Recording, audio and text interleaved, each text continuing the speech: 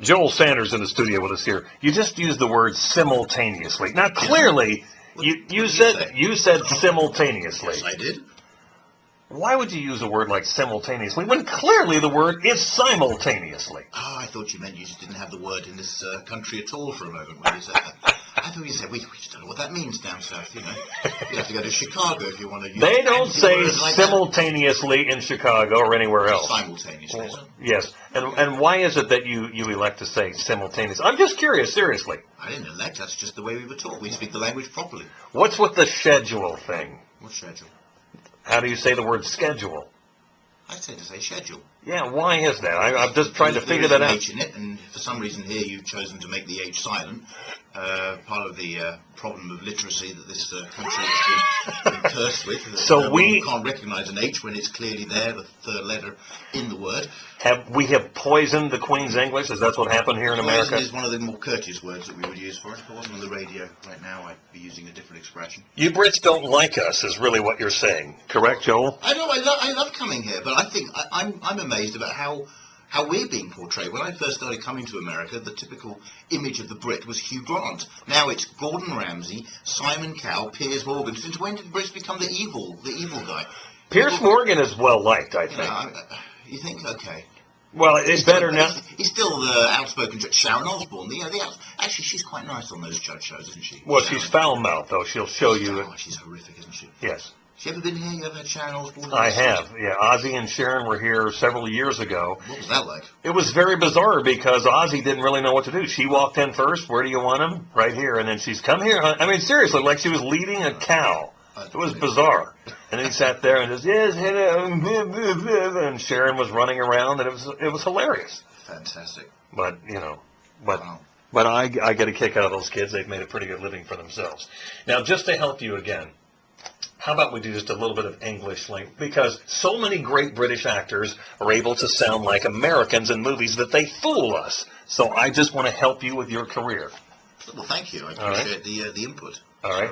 So, I just want you to impersonate me. That's easy. All right. Just follow my lead. I was going to follow your lead. No problem. No, I didn't say I was going to follow your lead. It's pretty much like that, right? No, not at all. Not at all. Not at all. Not at all. Not at all. All right. All right. I just want you to say the exact same words that I say. Oh my, I have pie in my eye. Oh my, I have pie in my eye. See, you're impersonating a Southern accent. Well, this is Southern. That is not what I just said. This is Southern, Kentucky Southern, right? Exactly. Right. But there are different types of accents. So where was the Southern that I just did? Oh my, I have pie in my eye. Where's that? I figured you were going to go for that right away. Is that Mississippi? Well, it could be. It could be people in Kentucky. There are just different dialects. Okay. So you try that again. Regionalize the various. No, I'm just helping you when you get on stage because I know you're going to jump through a whole lot of these hoops. And you had trouble before. Where was that, in Georgia? Oh, Tennessee. Tennessee. What happened down there? I had a horrific experience with somebody who attacked me after a show, and the hotel decided that they would. The guy who attacked me was staying at the hotel, was paying money to be at the hotel. So rather than actually protect me and call the police as I'd requested, I was escorted from the hotel and taken to state by the police. Because you were staying for free in the hotel because that was a setup with a comedy club where you were working, and they had you leave. What were you doing on stage that irked someone so badly that they wanted to attack you? Well, there were a combination of things. It was a very strange show. It started off with a woman throwing her legs at me. It was a woman with she had prosthetic legs, and she took them off. Thought it'd be a funny idea to give the British comedian her legs. And I thought it'd be a funny idea if I didn't give them back. Right, that was the first thing that happened. Then there was some kind of misunderstanding over the Klan. I think the guy was in the Klan. It got very complicated. People don't like when you accuse them of being Klan leaders, unless they're really in the Klan. Well, what happened? I have a joke about the Klan. I say, this is the joke. This is the joke I normally say, right? I say, I hear that the Klan here in America, apparently in Texas, they've got their own bookshop. I was just wondering what their customer service record's like. Big sign above the checkout, the customer is always white, I guess. Right? That's the joke. Which gets, okay, people laugh. That night, I'm trying to say the joke, this is as far as I got. I said, well, I hear the Ku Klux Klan, and at that point, one guy clap. One guy, hey, clown, right? He's the imperial wizard. He's the genius behind it all. Just the mention of the clown gets this applause.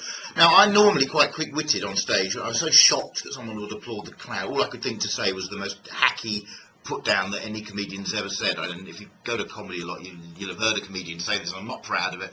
I just said, "Oh, isn't it a shame when cousins marry?" Right? That's what I said.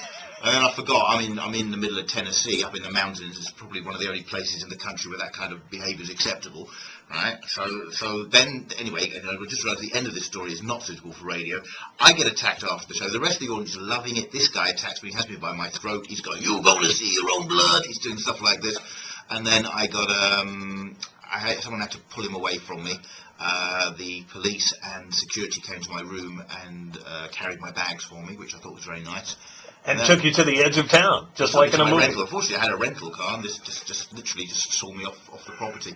So it was unbelievable. Joel Sanders, he lives, ladies and gentlemen, and he still has that lady's prosthetic legs in the trunk of his rental car. Yes, I do. You can see him at Comedy Caravan for the next several nights. Great talking Americanized English with you again, Joel. Well, thank you. Please follow me on Twitter. And can you tell me before I go what a redneck actually is? I keep hearing about rednecks and. See mine? That's from shaving too closely back there. That's all that is. This seems to be a cultural thing here. Yeah. Can you define it? Give me a definition of a redneck, please. You're looking at one. That's all I can tell you. Really? I was looking at a redneck. Oh my, I have pie in my eye. Oh my, I have pie in my eye. He's got it. Thank you.